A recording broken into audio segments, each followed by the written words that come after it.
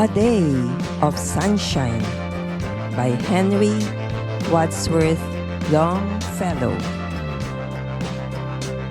O gift of God, O perfect day, whereon shall no man work but play, whereon it is enough for me not to be doing, but to be.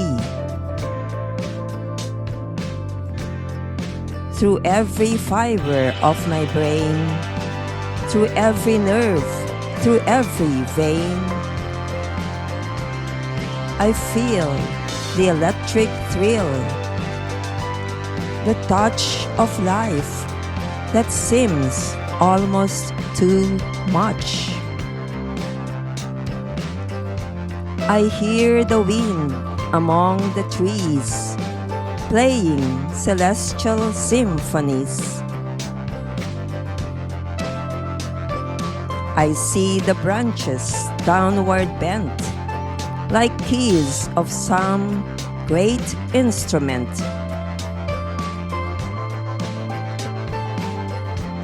And over me unrolls on high the splendid scenery of the sky, where though a sapphire sea, the sun sails like a golden galleon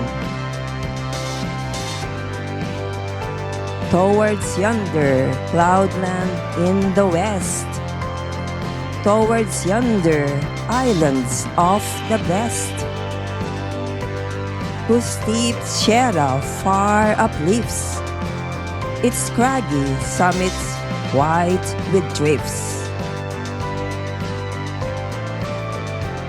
Blow winds and waft through all the rooms the snowflakes of the cherry blooms.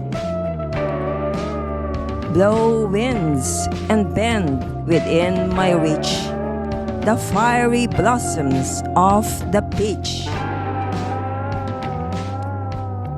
O life and love, O happy throng of thoughts, whose only speech is song. O heart of man, canst thou not be blithe as the air is, and as free